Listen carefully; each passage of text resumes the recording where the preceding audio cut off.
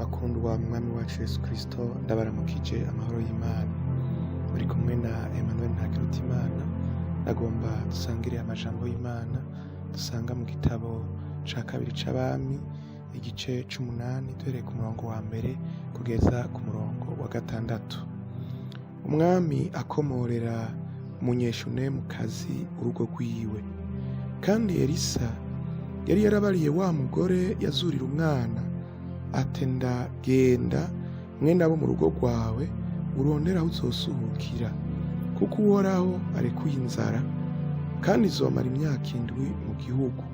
Nuko uwo mugore aragenda agira nk'uko uwo muntu w'Imana yavuze, ajana n'abo mu rugo rwiwe asuhukira mu gihugu c'Abafilisitiya amarayo imyaka 7. Niyo myaka 7 ishize, uwo mugore arasuhukuruka ava mu gihugu c'Abafilisitiya, araheza araza atakambira umwami yitwarira urugo rwiwe n'itongo ryiwe. Kandi uwo mwanya umwami yariko arabonana na Gehazi wa musuku wa wa muntu w'Imana, amubaza ati ndambarira ibintu bikomeye Elisa yakoze vyose. Nuko akiriko araganirira umwami ingene yazuye uwapfuye, ako kanya nya mugore yazuriye umwana arashika atakambira umwami yitwarira urugo rwiwe n'itongo ryiwe. Gehazi aca aravuga ati mwami wanje n'ingoma, nguyu wa mugore navuga, nguyu na wa mwana wiwe Elisa yazura. Nuko umwami Imana abibaza uwo mugore, nawe arabimudondera. Umwami acamuha umushikiriza ati genda umushikirize ibintu vyiwe vyose n'ivyahimbuwe vyose, uhereye ku munsi yahaviriye ugashitsa n'ubu. Imana ishimwe. Dusenge. Mwami Imana ushobora vyose, se umwami wacu Yesu Kristo, turagushimiye ingene ukora ibitangaza, turagushimiye ingene uburanira abantu bawe.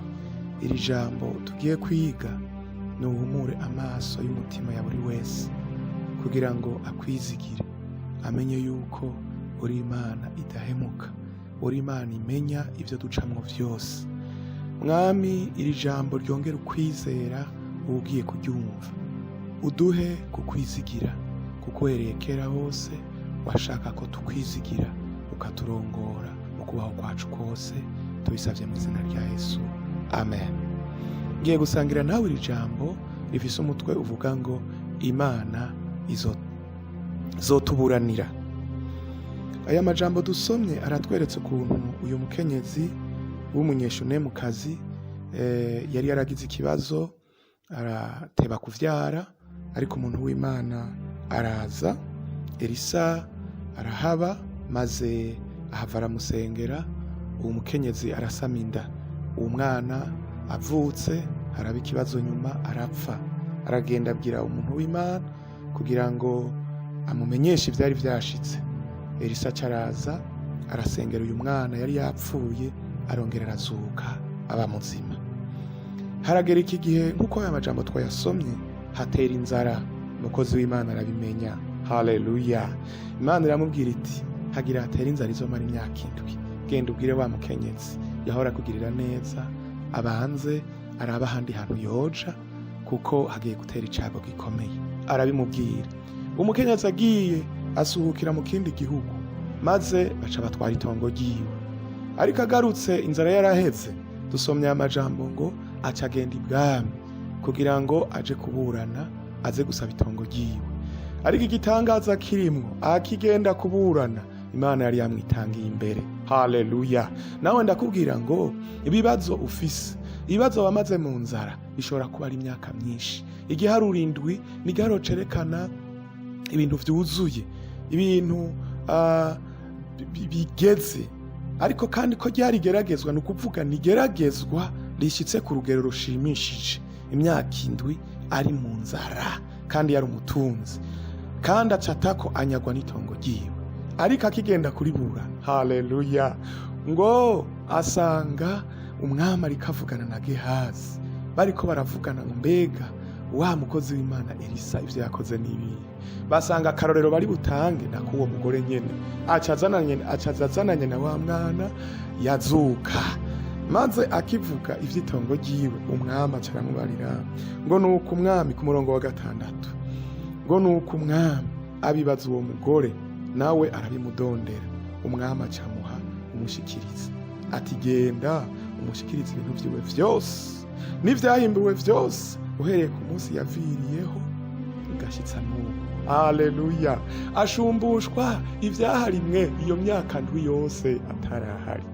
Mwene data ndavuze ngo ivyo wahomvye, ivyo wanyazwe zishobora kuba ingabire za mpwemu yera utagifise, bushobora kuba ubutunzi Imana yari yarakugeneye ariko ukamara igihe kininiya uri mu nzara kandi utari gusonza kandi utari kubabara, ariko ndavuga ngo Imana yacu ni Imana, haleluya, ni Imana ituburanira. Ngo niba iri kuburanira muri urwo rubanza woshobora gutaronka uko bivuga, ariko ndavuga ngo genda wegera umwami, nuze wegera Imana, nuze urege, nuze kuri Yesu. Yaravuze ngo abananiwe n'abaremerewe nimuze kuri jewe ndabaruhura. Iyo mitwaro yawe yizane uyibwira umwami, uraza gusanga umwami Yesu yakwitangiye imbere ariko aradonda ivyawe maze urakomoregwa ibyo wari waranyazwe. Mwami Yesu aguhezagire, aya majambo akuremeshe. Amen.